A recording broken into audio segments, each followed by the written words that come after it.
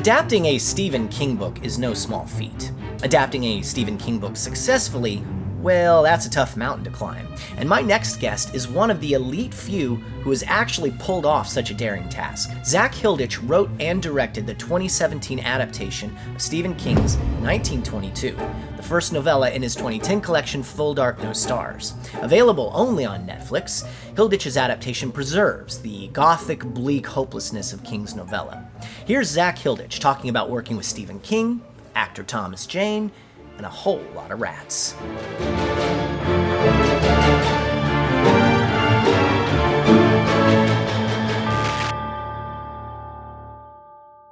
Well, Zak Hilditch, welcome to the Stephen Kingdom. Thanks for joining me today. Before we get into your adaptation of 1922, I guess let's start at your origin story. What was your first experience with Stephen King? Yeah, it definitely all goes back to the video shop. My introduction to King as a young boy was hanging out at the video store an awful lot and just seeing King covers, like even just his name on certain films. It was just like, that was the beginning. And through that, then got me into the books. But like the big come to Jesus moment was, I think I was probably about 11 when the miniseries came out. And of course, that was the end of that. It just blew my mind. It terrified me and my friends. We would play it, we would watch it. We had taped it off the TV and, wound that tape into the ground. And then around that same time, I remember The Stand also came out. And so those two big events, 4-part miniseries, just that was my big King coming out party.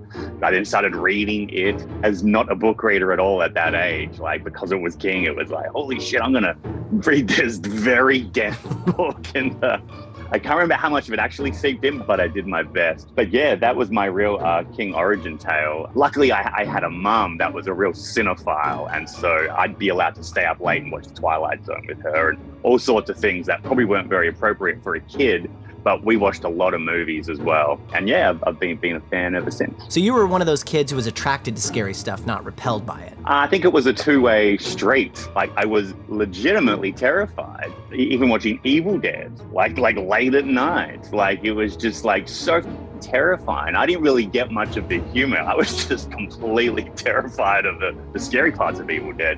And then when the movie was finished, you're then listening out the sounds in the house. And I remember that exhilarating feeling of being literally terrified. And I didn't like being scared, but there was something like a gateway drug there, where it was like that feeling though of being scared. There's just something about it where, especially when you're a kid, it's almost like you're getting away with something, or you're doing something naughty, doing something frowned upon.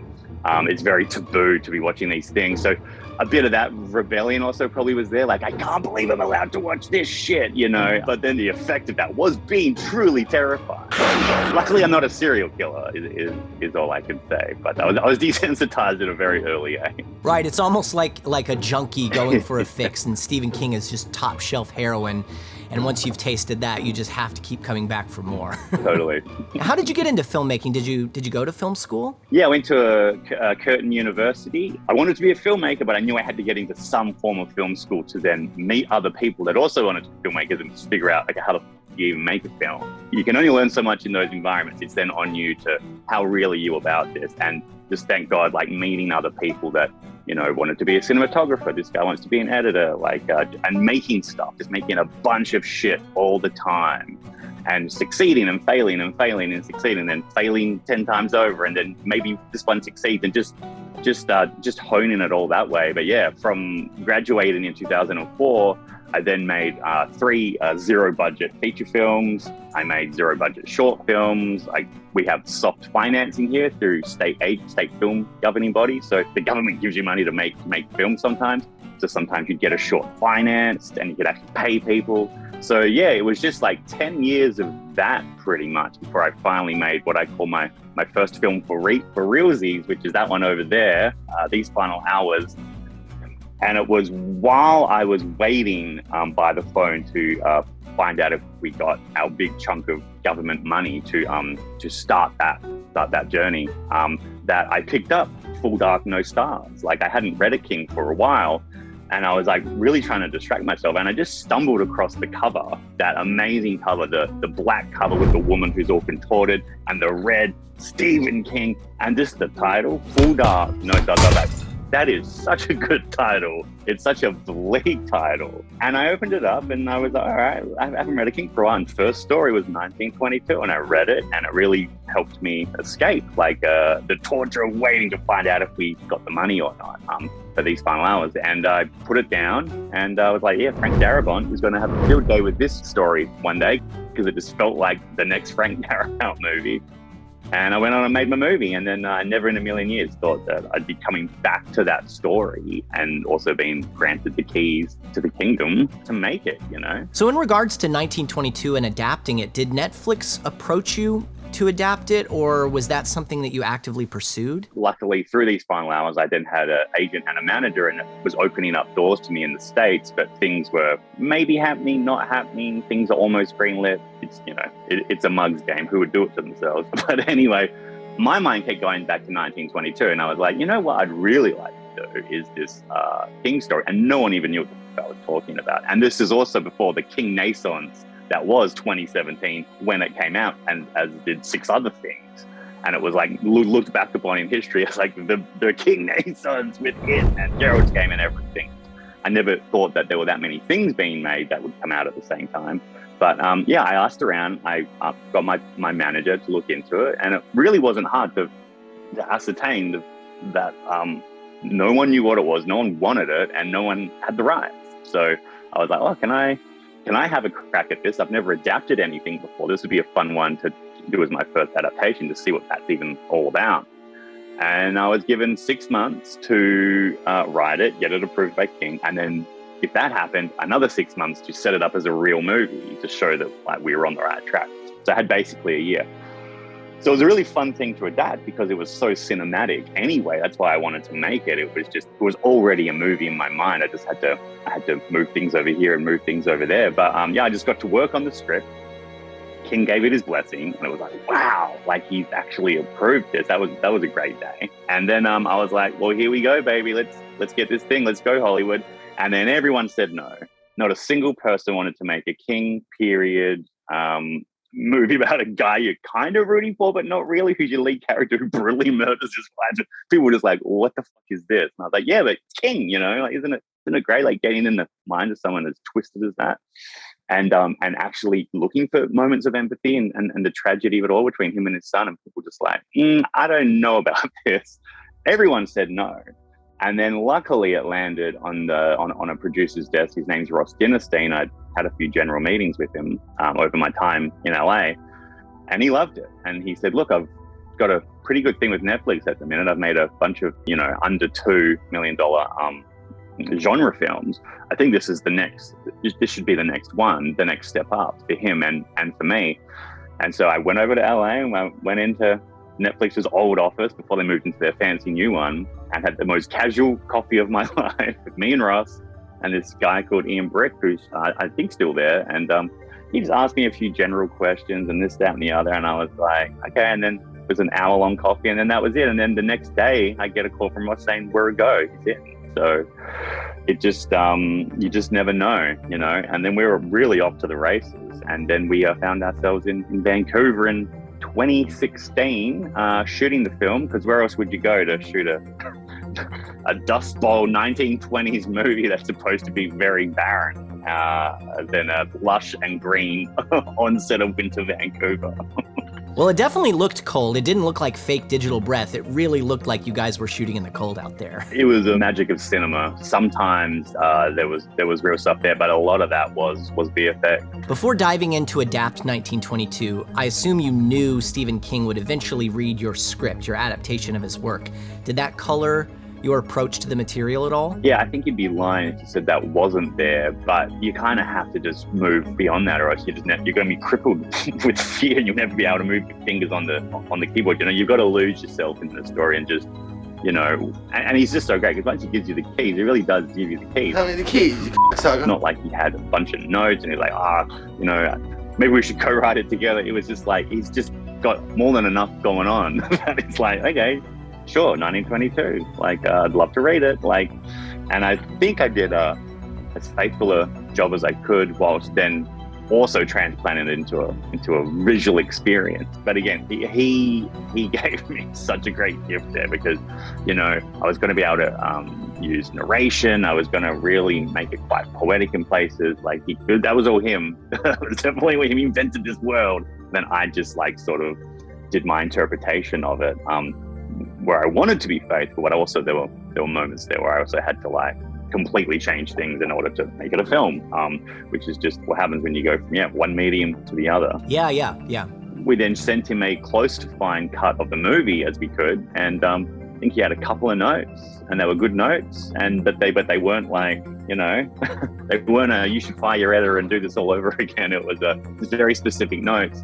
And that was great, actually, having like knowing that that thing in the movie is like that because King suggested it. You know, that was actually really cool. A lot of the reviews of your adaptation of 1922 place it in the top echelons of Stephen King adaptations. So, as you probably know, it's not easy to adapt Stephen King, so you should be proud of that. I mean, it still to this day ends up on lists online, you know, the top thrillers of blah, blah, blah, or the best King of this. Like, it's good to be involved in that part of the conversation. And again, it's just crazy to think that year, like that King Renaissance 2017, just so many things came out. Like, they all hit, and now it just hasn't stopped. Like, it's like, that was the moment, and now, there's an awful lot of King out there. I remember when 1922 first came out, I was surprised how faithful it was. I hadn't read the book in a while, but it was so seamless that whatever changes you'd made seemed like they were close enough in spirit that I was actually maybe misremembering the book, and that your adaptation was the version. You're right about that idea of like reading something, not reading it for a while, then seeing an adaptation of it and going, I think this is very faithful, or is it? And like not knowing where the line is, and that was sort of my job, to make it feel like everything was sort of accounted for. But there are quite substantial changes in very important moments in the writing and also in the editing. It was always a fine balance about just in the first act, like him getting his son on board to do this thing, and in the novella, like, you know, King, and like you're in Wilfred's mind, and you're, you know, he's very succinctly showing you how he's gaslighting his son.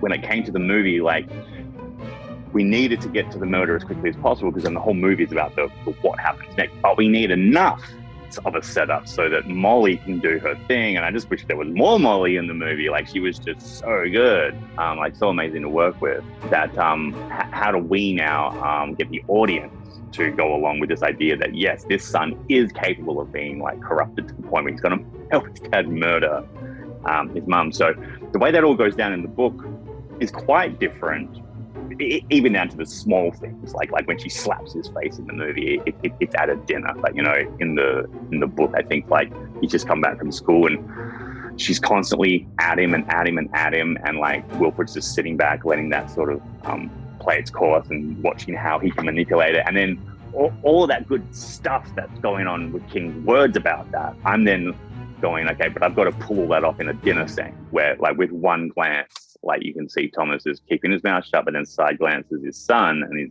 like, just, you know, like those little subtle nuances. So that was the delicate balance, and that was the first really tricky thing, just getting the audience to go along with the idea that, like, yeah, I think this is possible. I think you would. I think he's gonna. Oh my God, he's actually gonna convince him of it. So a lot of time went into the setup of like Wilfred, his son, the son's girlfriend, and just all of that rich world and the decaying nature of the marriage. But yeah, if you do go back and reread it, it actually does have quite a different sort of flow and shape, but we just had to be very streamlined, and like, I've only got a certain amount of scenes that we can show you, because you never really even get like, oh, this is a great relationship. We meet this marriage where it's like already on the way out. What did you say? I said, leave off.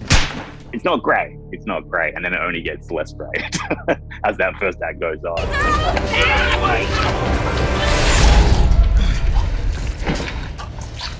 Obviously the well, like, it's just so bad to what happens down in that well once they do put her body down in there, with the horse kicking her in the face, and rats, and all of this stuff. We had to be, again, very succinct in like, okay, what are we able to achieve but give it the same feeling of creepiness of what's going on down at the well. And for me, one of the non-negotiables was we absolutely need a rat coming out of her mouth. It's the visual embodiment of almost the entire movie. Yeah, so that was one that I had to really figure out how we were going to do. But obviously, having a horse break her jaw off and all down to the design of Arlette, we had to sort of streamline that a bit more, because it's so amazing in the book. Like, she kind of comes in and like she's surfing on like a sea of rats who are kind of carrying her around the house, and I'm like, well, I don't think we're going to be able to do that in a way unless we have $100 million. It's going to look great, but again, that's where King can just really have his cake and eat it too, because like he just set up such an evocative, visual, crazy world in that story when the shit hits the fan. Is the budget something you have in the back of your mind when you're adapting the novella? Like, there's stuff from the story that I feel like has a big price tag to it. You have the horse kicking her in the jaw, you have all the mayhem down in the well. So are you considering how much that costs when you are adapting the script? I can't even remember anymore, but I'm sure my first draft had all of it in there. And then bit by bit, you start going, okay, well, instead of a sea of rats, what if she's just walking, but slowly? But there's rats around her, you know? But I still feel really happy with all the decisions we made and our version of things, which were done in a more simplified way. But how do we keep that creepiness and that evocative sense of terror alive in that house? I feel like you hit all the really high notes, you know, the rat on the udder, the rat getting squished and stomped. And speaking of rats, there were live rats, right? I mean, what was it like herding all of these rats around the set? Yeah, it was a rat fest. We had this amazing family. I think their name were the Woodleys. They're like animal wranglers in Vancouver, and like they'll sort you out. Cows, the horses, the rats. So basically, I didn't realize how awful a life rats have, but they only live for like 2 years. And in those 2 years, they get diseases and all sorts of stuff. So we had like maybe 80 rats or 120 rats bred for our film. They then started training them.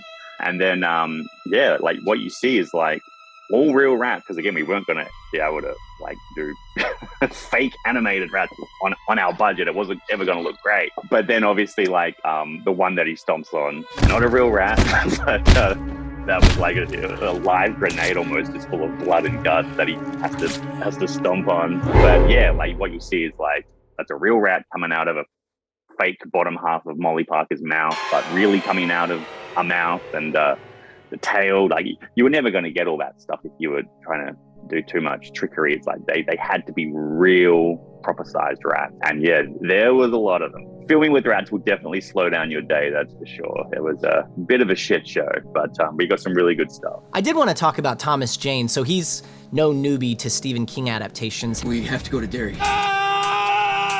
How did his casting come about? Really through happenstance. I never really had anyone particularly in mind. I was just excited when we got a greenlit, and it wasn't cast dependent. But then, of course, we wanted to get the perfect Wilfred. And so I was at my producer's office, and he just walked in and he was like, what do you think about Thomas Jane book? And I was like, and he goes, yeah, I've just spoken to his agent. You're in LA. Do you want to have lunch with him tomorrow? And I was like, well, yeah. So next day I'm sitting across from him having lunch, and I'm just like completely blown away by this guy, to the point where that lunch ended and I was just like, well, that's Wilfred. And it wasn't necessarily because it was his third King thing. It was just, he obviously loves King's writing, but he just got that character and he wanted to really play and explore that role. I'm doing my best for you, son. And he wanted to lose himself in it. And that's exactly what he did. Like, what you see on screen is just like the electricity coming out of his pores. Like, and you look back and it's like, who else would have even been able to pull this off? Like, when you get lightning in a bottle like that with Thomas in this role, like, you know, just watching him tap dance there on the screen, like we'd do one take and I'd just turn to Ben Richardson, the DP, before I'd just go, do we even need to do another one? We would, but there were like 2 take wonders in this, where you're just getting that second one mistake, because calling action, he's coming in there hot, and you're just watching this guy just completely embody this role. It was really something just amazing. I'm just sitting there watching the 2 monitors, just like feeling like I'm watching the film, you know, like just put a camera on Thomas and press record, you know, like he really knocked it out of the park. And yeah, I'm just very lucky that all of that came to be, because he is Wilfred James. Like, he absolutely destroyed that role. It was so different from his other Stephen King performances, where he's just kind of like a straight-laced good guy for the most part, but he was full-on murky villain. Are you on the lookout for another Stephen King adaptation? I'd love to do another King someday. I haven't really found the right one yet, and also these days you can barely get your hands on one. Well, of his books, which would you like to adapt if an adaptation didn't exist? Maybe Misery. Nice. That's very in my 1922 wheelhouse. That, or something like Carrie. Just they're really evocative ones that are just like pretty simple idea, but just dealing with some really dark terrain. Yeah, and they're very character forward too, which 1922 certainly is. Yeah. Well, listen, Zach, thank you so much for talking with me today. And again, you should be so proud of your adaptation of 1922. It's definitely one of the best Stephen King adaptations out there. And if people haven't seen it, check it out on Netflix. Oh, thanks, man. Many thanks to Zak Hilditch for taking the time to chat with me. Don't forget to check out the Stephen Kingdom podcast, wherever you get your podcasts. And if you'd like to throw in a few bucks to keep the Stephen Kingdom up and running, be sure to support our Patreon, where our patrons get access to all sorts of exclusive content, including extended and deleted scenes, early access to episodes, and your name in the end credits. Long days and pleasant nights, Constant Watchers.